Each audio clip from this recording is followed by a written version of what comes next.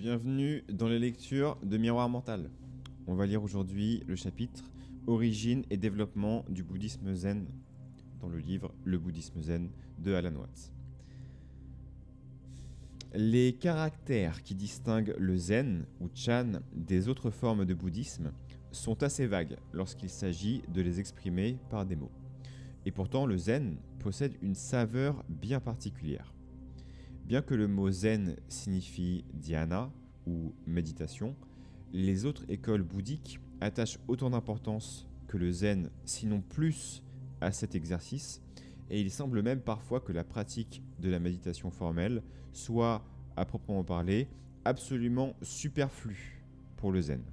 Cette doctrine ne se distingue pas non plus spécialement par son mutisme ou par son insistance à répéter que la vérité ne peut être communiquée par des mots, puisque cette attitude est déjà celle de l'enseignement du Mayamika et de Lao Tzu.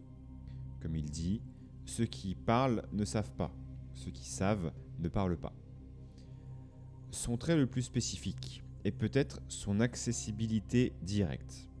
Dans les autres écoles bouddhiques, l'éveil, ou bodhi, semble lointain et presque surhumain, quelque chose que l'on ne peut atteindre qu'après des existences successives d'efforts patients.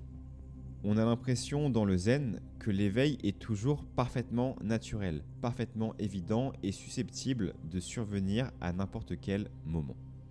S'il comporte des difficultés, c'est précisément parce que c'est beaucoup trop simple.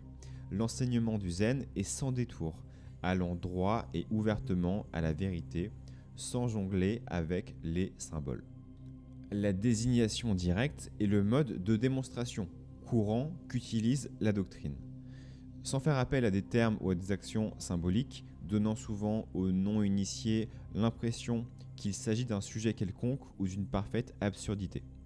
Pour répondre à une question sur le bouddhisme, le maître réplique par une remarque sur les conditions atmosphériques ou par une action simple apparemment sans rapport avec le thème philosophique ou spirituel. Il est cependant difficile de trouver beaucoup d'exemples de cette méthode avant la moitié de la période Tang.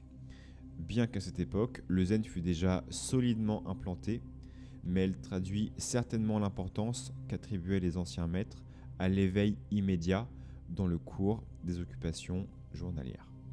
Si le trait caractéristique du zen est l'éveil instantané et immédiat, sans passer par des stades préparatoires, on devrait alors retrouver trace de ce principe dans l'Inde.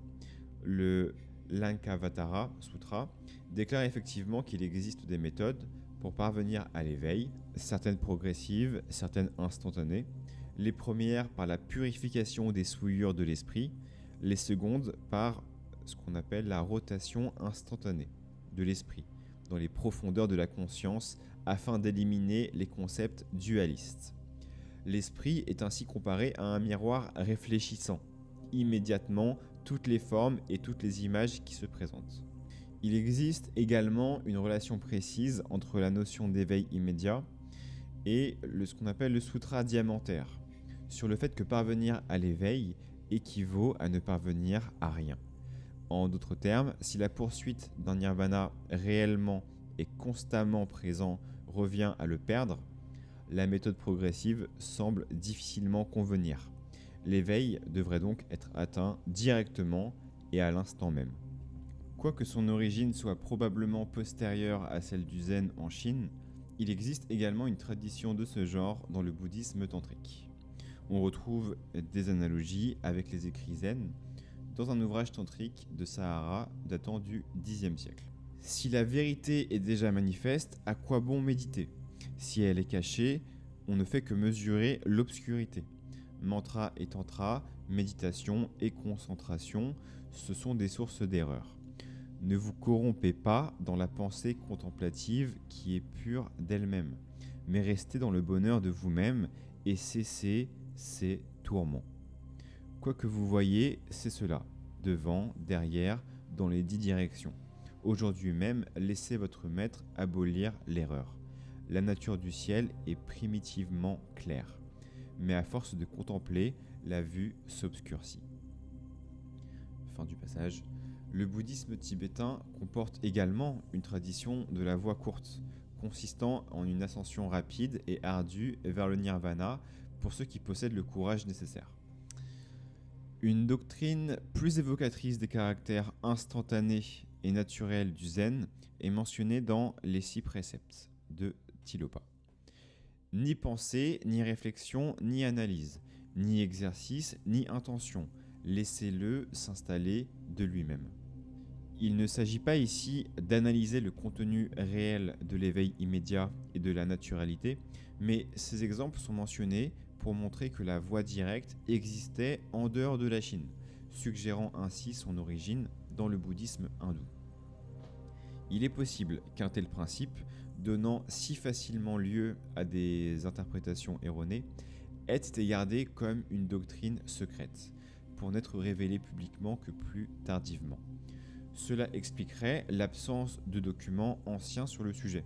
Le zen proclame d'ailleurs que l'éveil immédiat n'est pas communiqué par les sutras, mais transmis directement de maître à disciple, non pas comme quelque chose à caractère aussi ésotérique qu'une expérience de télépathie, mais en réalité comme quelque chose de beaucoup plus banal.